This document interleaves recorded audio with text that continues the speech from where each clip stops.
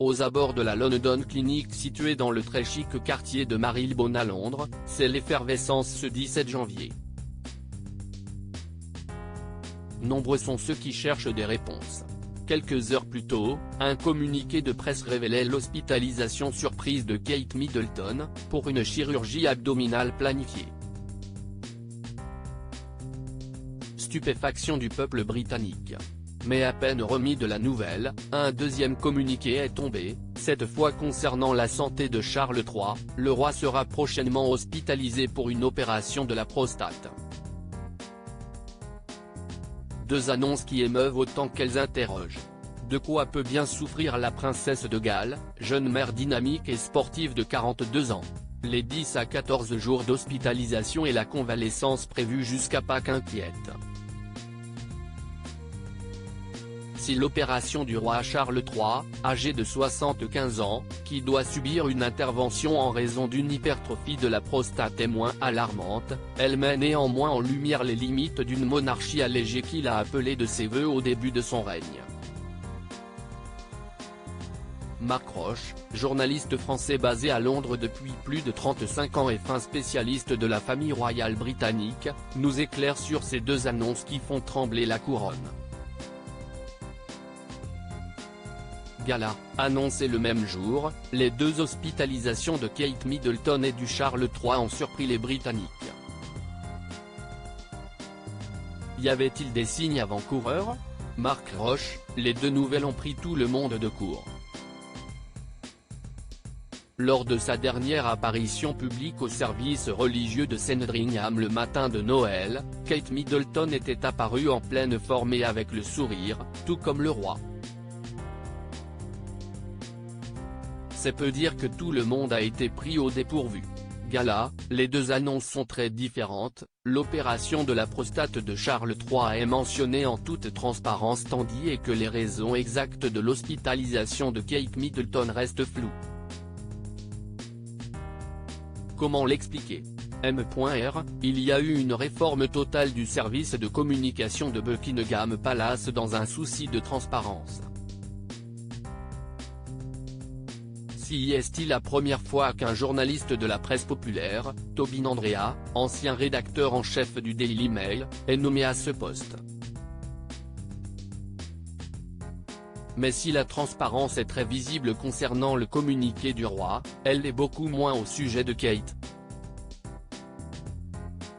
On est à mi-chemin, ce qui est la pire des choses, parce que cela ouvre la voie à toutes les spéculations.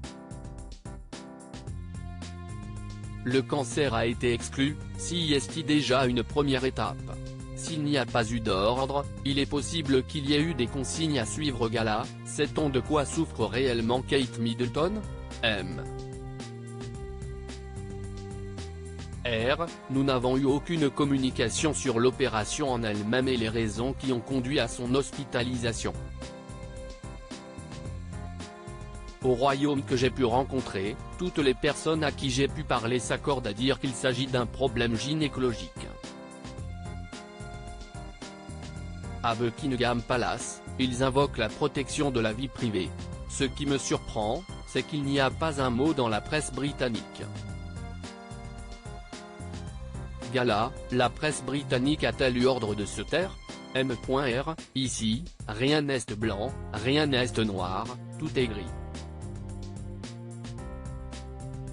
Il faut lire entre les lignes. S'il n'y a pas eu d'ordre, il est possible qu'il y ait eu des consignes à suivre. Mais il y a de l'autocensure de la part de la presse britannique. Il y a quand même toute l'émotion suscitée par la mort d'Elisabeth II et aujourd'hui, la monarchie est plus que jamais nécessaire pour rassurer les sujets. Le précédent Diana et le harcèlement des tabloïds a également pu jouer un rôle. Gala, que pouvez-vous nous dire sur la London Clinic, l'établissement dans le très chic quartier de Marylebone où est hospitalisée Kate Middleton? La London Clinic ne vit pas des royals. Et en plus, les royals, je ne sais même pas s'ils paient. Si est-il une clinique privée à clientèle étrangère, extrêmement riche, essentiellement arabe et asiatique. Gala, comment va se passer la convalescence de Kate Middleton ?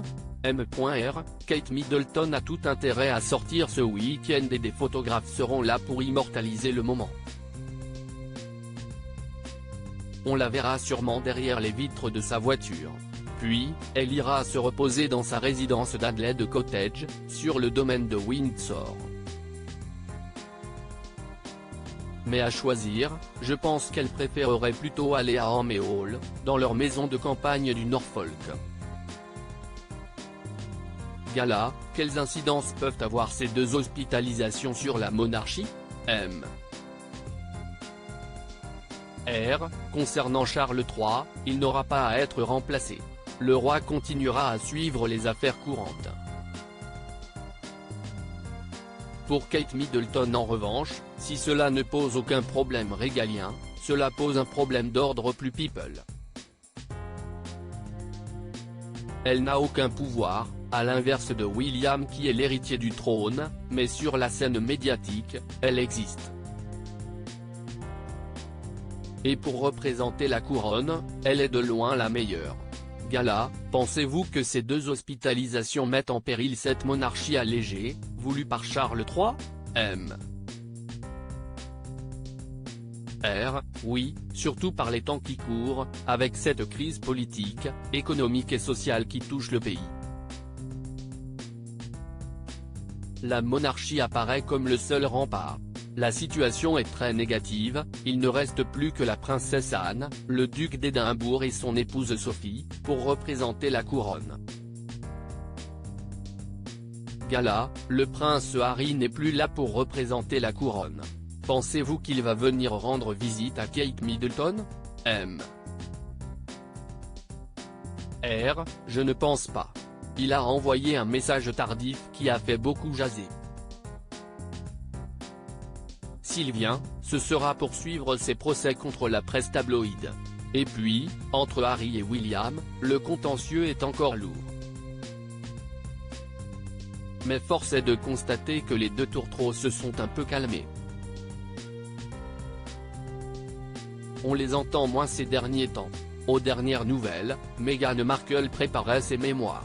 Et croyez-moi, sa maison d'édition ne va pas payer une somme astronomique pour avoir seulement ses souvenirs d'actrice. Crédit Photo, agence.